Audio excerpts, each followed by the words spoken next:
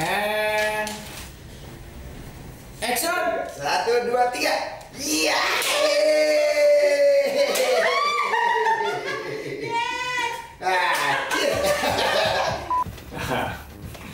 Ya, Pak Reza.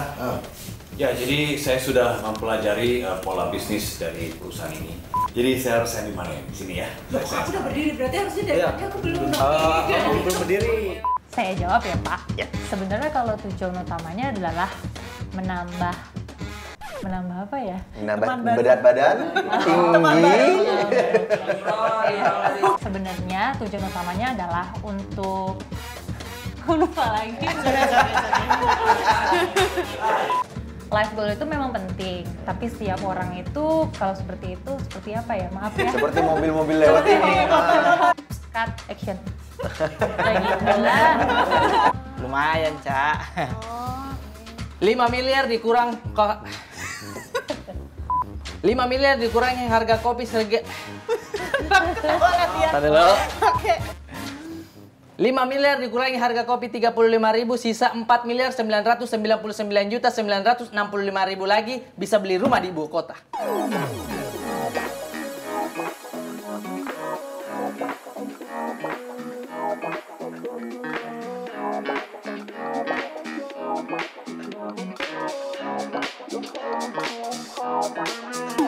Kita syuting Bayuan hari ini, semoga dilancarkan. Kita berdoa untuk kekuatan masing-masing udah dimulai.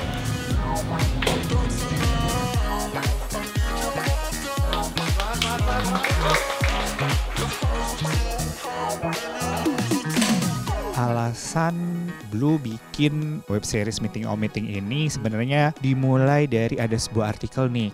Di situ menunjukkan bahwa rentang waktu 25-30 ini adalah waktu di mana banyak masalah finansial muncul gitu. Yang di usia segitu kan lagi sibuk-sibuknya bekerja nih. Nah, kita pengen nge-portray bahwa ada banyak keresahan soal finansial yang terjadi di tempat kerja. Kita pengen kasih insight-insight yang positif juga buat para penonton biar mereka bisa ngatur keuangan lebih baik, bisa nyelesain financial issue-nya mereka. Siap bos, kepoin apa? Enggak. Habis itu kita quick meeting. meeting. So, our usual weekly meeting. Reza, 39 tahun. Udah paling the best kalau soal lobby melodi. Mana ada bos? Alasan kenapa ada karakter Bos Reza. Di dunia kantor pasti yang suka jadi bahan pergunjingan biasanya ya. Pasti kelakuan bos yang suka ada-ada aja deh gitu ya. Biar Linda di semuanya apa bos? Ya bos, kalau nggak lebih stres lagi Cak. Nama gue Tanta Ginting. Di series Bla Bla Blue ini aku berperan sebagai Bos Reza. Promosinya. Tantangan kalau secara menjalani karakter dan proses syuting itu nggak ada sama sekali karena beruntungnya kita bertemu dengan aktor-aktor dan aktris-aktris yang memang sudah apa ya, udah matang lah gitu. Jadi enak kerja juga. Buat beli mobil, bentar apa? Hari ini perjuangan kita. Oh ya, hari ini perjuangan kita.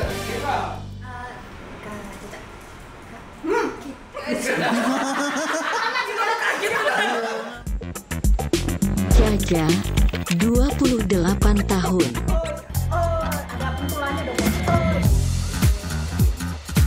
Caca tuh nge-represent mungkin kebanyakan dari kita umuran Caca kali ya sekarang ini gitu ya, di middle level.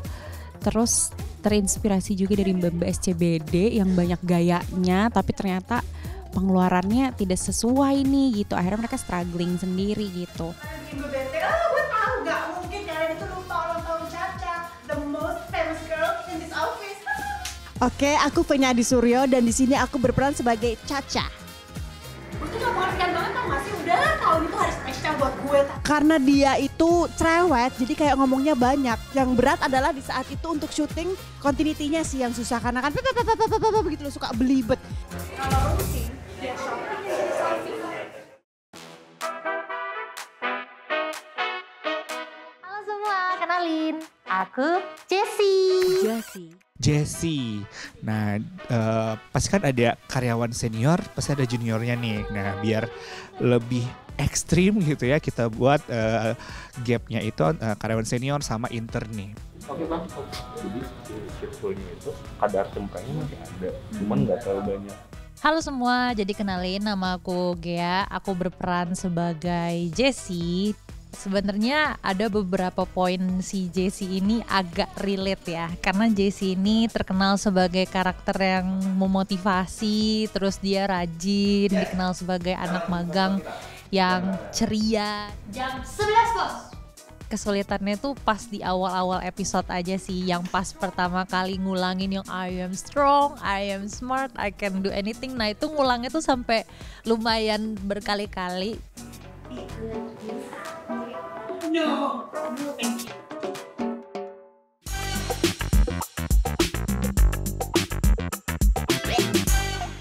Tara Budiman, Reza Palevi. Cek Kak Caca. Clay, 21 tahun. Itu teman baik. Di episode 1 kita milihnya Tara sama Clay ya, karena memang kita ngelihat mereka punya chemistry yang cocok buat bawain peran sebagai teman baik. Oke, duduk. Kita lagi di tim gue nih.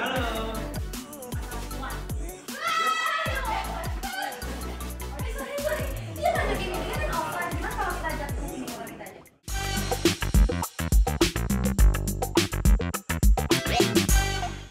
5 miliar dikurang 5 miliar dikurangi harga kopi serga.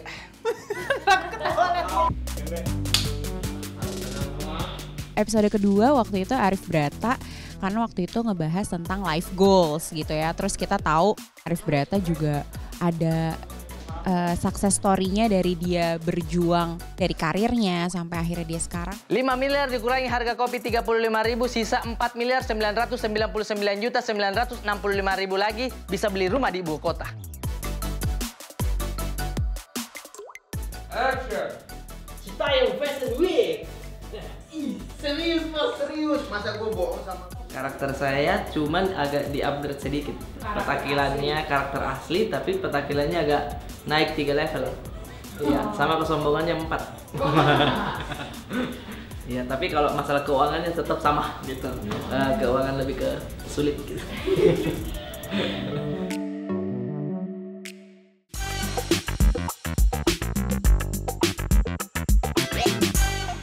Produktifkan waktu uang.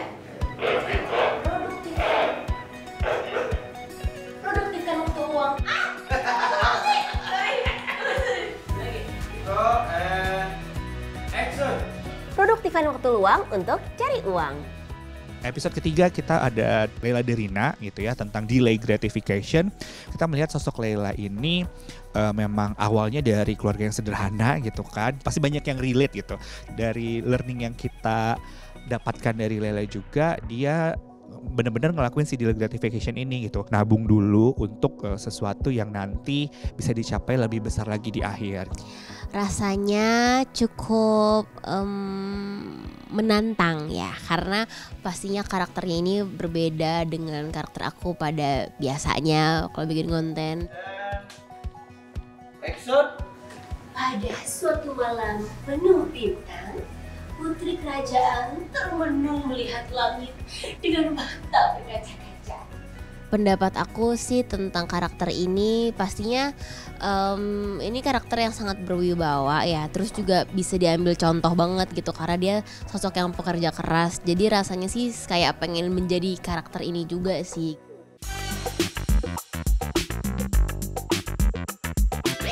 And action. Finansial manajemen yang baik itu diawali dengan pencatatan pemasukan dan pengeluaran sehari-hari. Di episode 4 ada Kak Musdalifah, kita bawain financial management. Kenapa kita pikir ini cocok? Karena kita tahu Kak Musdalifah itu sudah menikah dan juga udah punya anak. Otomatis untuk pengaturan keuangannya lebih heavy nih, nggak kayak teman-teman yang single sekarang gitu ya. Perintahku dengan tegas tanpa basa-basi. Bisa makan dulu nggak Bun? Sekarang. Jawabku dengan tanda seru. Tegas.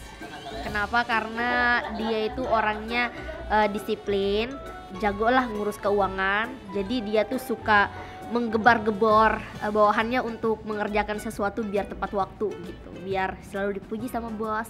Di tangan biru asap, obat ditelan, ingin terbang melihat bintang.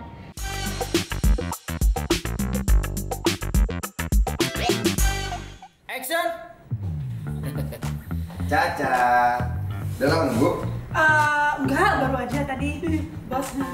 Saya Ferry Salim Hartanto. Caca.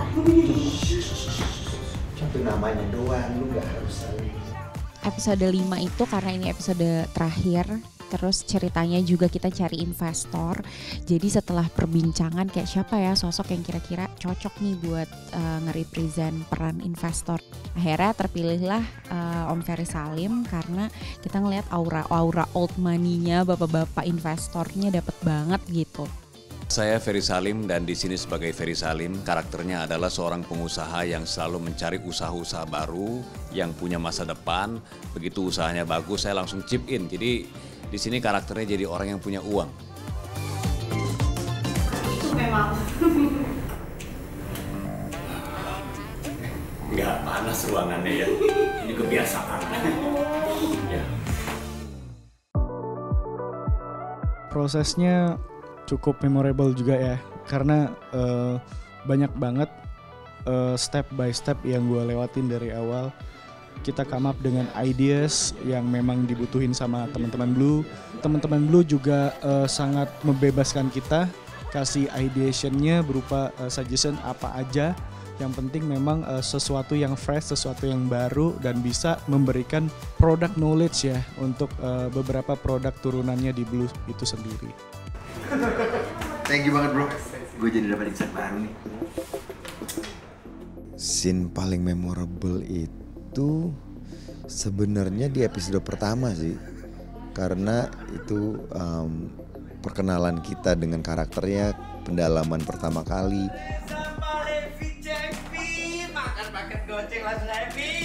Setiap bulan itu kita ada yang namanya bangun subuh, tapi syukur alhamdulillahnya jadinya kayak nggak berasa kerja aja karena lingkungannya seru, tim produksinya seru, teman-teman Blue juga seru, jadinya kayak nggak berasa kerja aja gitu.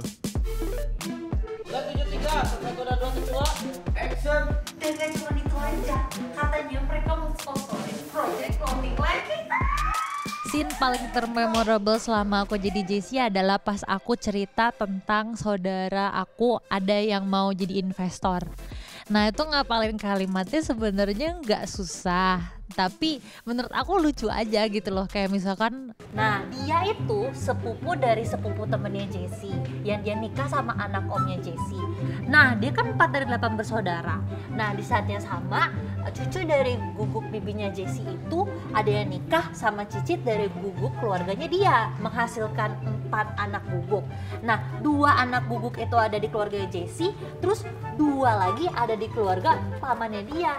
Ya jelas deket lah. Mungkin pas episode birthday kali ya.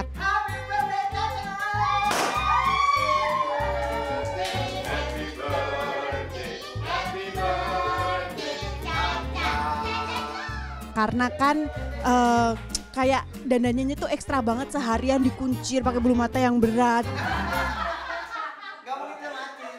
Sebenarnya Blue sendiri punya message buat teman-teman di luar sana biar sadar soal financial problemnya dia tuh apa. Jadi Blue itu pengen menempatkan diri sebagai financial buddy nih. Nah jadi kalau buddy itu atau teman itu kan benar-benar kayak yang ngingetin, ngasih tahu, mungkin ngasih insight-insight yang positif untuk ngatur si finansialnya ini gitu. Nah, jadi dari setiap episodenya pun kita keluarin satu financial problem dan kita kasih juga solusinya gitu lewat si meeting ini.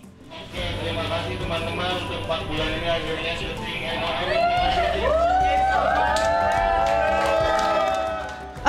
Yang pasti teamworknya ya, mereka tuh sangat perhatian sekali. Kalau misalnya lagi capek, mereka berusaha saling bikin ngeboost moodnya masing-masing gitu aja sih. Jadi kayak super happy, udah kayak family di sini. Kayak 5 bulan nggak kerasa, tiba-tiba udah pisah. Ya semoga ada season 2 dan syutingnya di Bali, amin.